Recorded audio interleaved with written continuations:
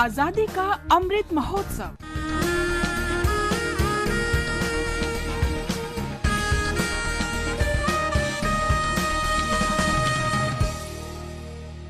आजादी का सफर आकाशवाणी के साथ भारत का गौरवशाली स्वतंत्रता संग्राम आधुनिक विश्व के महानतम संघर्षों में से एक है। आकाशवाणी समाचार आपके लिए प्रतिदिन इस संग्राम की एक झलक लेकर आता है। ও আমার দেশের মাটি তোমার পরে ঠেকাই माथा। आज की इस कड़ी में हम क्रांतिकारी स्वतंत्रता सेनानी सचिंद्र नाथ सान्याल को याद कर रहे हैं, जो 7 फरवरी 1942 को शहीद हुए थे। सान्याल हिंदुस्तान रिपब्लिकन एसोसिएशन के संस्थापक थे। वे चंद्रशेखर आजाद और भगत सिंह जैसे क्रांतिकारियों के गुरु थे। वे शायद एकमात्र ऐसे स्वतंत्रता सेनानी थे जिन्हें 2 बार अंडमान की सेलुलर जेल काला पानी भेजा गया था। गंगा आए कहां से, गंगा जाए कहां रे। उत्तर प्रदेश के वाराणसी में 1893 में जन्मे सान्याल अनुशीलन समिति के एक प्रमुख सदस्य थे। एक युवा के रूप में वो पंजाब और संयुक्त प्रांत में क्रांतिकारी आंदोलन के आयोजन में सक्रिय थे। सचिंद्र नाथ सान्याल ने गदर पार्टी षड्यंत्र के दौरान महत्वपूर्ण भूमिका निभाई थी।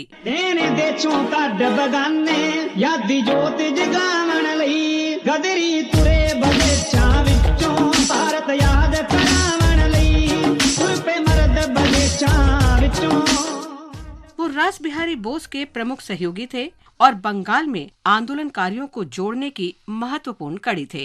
आंदोलनकारी गतिविधियों के कारण सान्याल को गिरफ्तार किया गया और अंडमान निकोबार में सेलुलर जेल भेज दिया गया। वहां उन्होंने बंदी जीवन नामक पुस्तक लिखी, जो अत्यधिक प्रसिद्ध हुई। सुनो कैदी लोग, इस जगह पर हम शेर को पालतू बनाता है। तुम जेल का दीवार देखता है, जानता है इसको इतना नीचा क्यों बनाया? इधर से कोई भागने नहीं सकता, समझा? सब तरफ 1000 मील तक सिर्फ पानी है और तुम हमको देखता है, हम इधर का खुदा है, डेविड बैरी। उन्हें 1920 में रॉयल एमनेस्टी के तहत रिहा कर दिया गया था। अपनी रिहाई के बाद सान्याल ने साहित्य और अखबारों के माध्यम से क्रांतिकारी संगठन को व्यापक आधार पर बढ़ावा देना जारी रखा। वे प्रतुल गांगुली, जोगेश चंद्र चटर्जी, त्रैलोक्य चक्रवर्ती, नरेंद्रनाथ सेन और प्रबोध चंद्र दास गुप्ता सहित बंगाल के प्रमुख क्रांतिकारियों के साथ साथ भारत के सभी हिस्सों में सक्रिय अन्य क्रांतिकारियों के निकट संपर्क में थे। वो नादिया जिला कांग्रेस कमेटी की कार्यकारी समिति के सदस्य थे। वो रास बिहारी बोस और एमएन रॉय के साथ सुदूर पूर्व से भारत में हथियारों और गोला बारूद की खेप मंगाने में सक्रिय रूप से शामिल थे।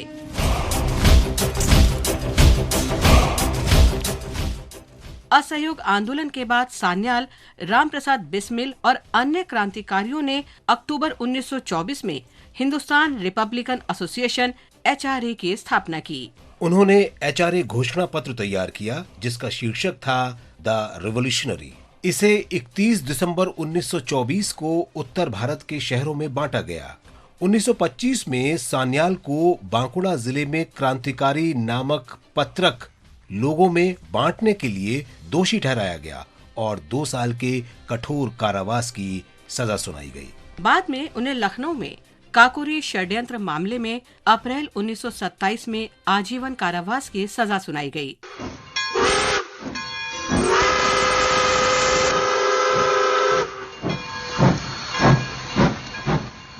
उन्हें 1937 में रिहा कर दिया गया, लेकिन 1941 में द्वितीय विश्व युद्ध के दौरान जापानियों के साथ मिलकर ब्रिटिश सरकार के खिलाफ साजिश रचने के आरोप में फिर से गिरफ्तार कर लिया गया। 7 फरवरी 1942 को नजरबंदी के दौरान उनकी मृत्यु हो गई। इस महान शहीद को हमारा नमन।